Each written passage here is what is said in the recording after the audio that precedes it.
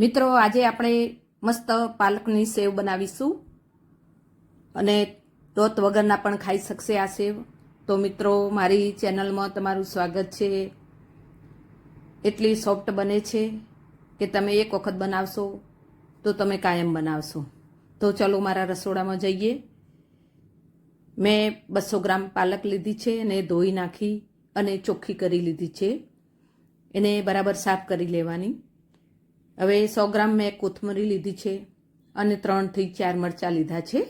લીલા મરચાં મેં લીધા છે અને 350 ગ્રામ મેં ચણાનો ઝીણો લોટ લીધો છે અને અડધો બાઉલ તેલ લીધું છે મેં. તમે જે તેલ ખાઓ છો એ તેલ તમે વાપરી શકો છો. સ્વાદ પ્રમાણે મીઠું લીધું છે અને 1 ચપટી આપણે પાલક બાફવાનું છે, એમાં સોડા નાખીશું. તો હવે ગેસ ઉપર એક કઢાઈ મૂકીશું અને એમાં પાણી નાખીશું. 2 ગ્લાસ જેટલું પાણી નાખી અને પાલકને આપણે બાફી લઈશું. પાણીને બરાબર ગરમ થવા દઈશું. 1 ચપટી સોડા નાખી દઈશું. બસ 1 જ ચપટી નાખવાના છે મિત્રો અને એને બરાબર ગરમ થવા દઈશું. પાણી ઉકળે એટલે એમાં આપણે પાલક બાફી લઈશું. થોડું પાણી ઉકળે એટલે ગેસ બંધ કરી દઈશું અને પાલકને કાઢી લઈશું અને એક ચારણી લઈ અને એમાં પાલક નાખીશું અને એના ઉપર ઠંડુ પાણી રેડી દઈશું. તો એનાથી આપણો પાલકનો કલર જળવાઈ રહેશે, એકદમ લીલો કલર બનશે. હવે એક મિક્સરનો જાર લઈશું અને એમાં પાલક નાખી દઈશું અને કોથમરી અને મરચાં સમારીને નાખી દઈશું. કોથમરી નાખવાથી મસ્ત કલર એકદમ લીલો આવે છે અને સ્વાદ પણ સેવનો બહુ મસ્ત લાગશે. અને તીખાશ આપણે લીલા મરચાંની જ કરવાની છે, એટલે મરચાં તમારે તીખાશ જોઈએ એ પ્રમાણે તમે લઈ શકો છો. હવે 2 ચમચી જેટલું પાણી રેડીશું અને આને ફાઇન પેસ્ટ બનાવી દઈશું અને એક ચારણી લઈ અને એમાં આપણે ગાળી લઈશું. આ બધો જ પલ્પ ગાળી અને તૈયાર કરી લઈશું. જોઈએ તો 1-2 ચમચી જેટલું પાણી પણ તમે લઈ શકો છો. આ સેવ એટલી મીઠાશમાં મસ્ત લાગે છે. હવે એક બાઉલ લઈશું આપણે અને બાઉલમાં આ પ્યુરી આપણે ભરી લઈશું. એક બાઉલ ભરીને પ્યુરી લેવાની છે અને એ જ બાઉલ અડધો બાઉલ આપણે તેલ લેવાનું છે. એ માપ આપણે લેવાનું છે. 1 બાઉલ પ્યુરી તો એ અડધો બાઉલ આપણે તેલ લઈશું, તમે જે ખાતા હોય તેલ. હવે આ પ્યુરી એક મોટા બાઉલમાં નાખી દઈશું અને તેલ પણ એમાં રેડી દઈશું. બંને વસ્તુ બાઉલમાં નાખી અને 1 ટેબલ સ્પૂન જેટલો અજમો લઈશું. અજમાને હાથમાં મસળી અને નાખીશું તો એનો સ્વાદ બહુ મસ્ત લાગશે. સેવ હોય કે ગોઠિયા હોય પણ અજમાનો સ્વાદ બહુ મસ્ત લાગે છે. હવે સ્વાદ પ્રમાણે મીઠું નાખીશું. મેં સિંધા લૂણ લીધું છે, તમે સાદું નમક પણ લઈ શકો છો.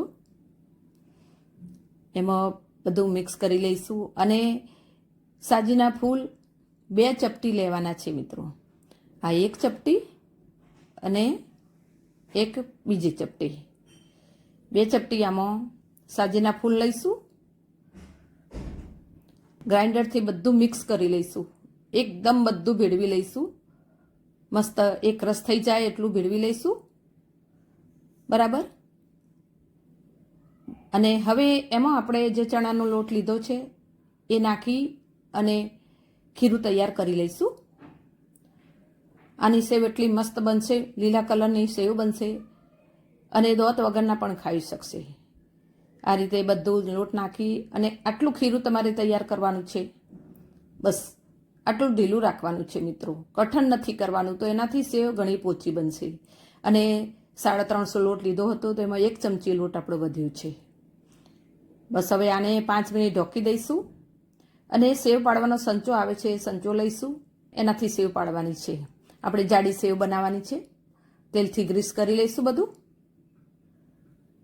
અને એક બાજુ ગેસ ઉપર આપણે કઢાઈમાં તેલ મૂકીશું.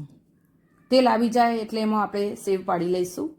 હવે સંચામાં આપણે આપણું ખીરું ભરી લઈશું. એક વખત પહેલાં હલાવી દઈશું. જ્યારે ભરીએ ત્યારે એક વખત તમારે હલાવી લેવાનું બધું મિક્સ કરી અને આપણે સંચામાં ભરી લઈશું. અને આ સેવ તો એટલી પોચી બને છે મિત્રો, તમે એક વખત ખાશો તો તમને દાઢે વળગશે. ચલો હવે આપણે સેવ પાડી લઈએ. તેલ પણ આપણું આવી ગયું છે, તો એમાં બધી સેવ પાડી લઈશું. થોડી થોડી રાઉન્ડમાં ફેરવી અને સેવ પાડી અને મસ્ત તૈયાર કરી લઈશું. મિત્રો તમારે આ સેવ કાચી વાળવાની નથી, એને થોડી ચડવા દેવાની. કાચી વાળવા જશો તો એ ભાગી જશે. હવે એને ઉઠલાવી લઈશું. ઉઠલાવી અને થોડી ચડવા દઈશું. આ સેવ બહુ મસ્ત લાગે છે અને બનાવતો પણ વાર થતી નથી, ઘરના મસાલાથી તૈયાર થઈ જાય છે. હવે આપણી સેવ થઈ ગઈ છે તૈયાર, તો એક ડીશમાં આપણે લઈ લઈશું. મસ્ત જાડી સેવ તૈયાર થઈ છે. જુઓ મિત્રો, આમાં તેલ પણ ભરાતું નથી અને તમે આ મહિનો સુધી સ્ટોર કરી શકો છો, મહિના સુધી ખાઈ શકો છો અને દોત વગરના પણ ખાઈ શકશે. એટલી પોચી મસ્ત બને છે. તમે ચા સાથે ખાઈ શકો, એમનેમ ખાઈ શકો,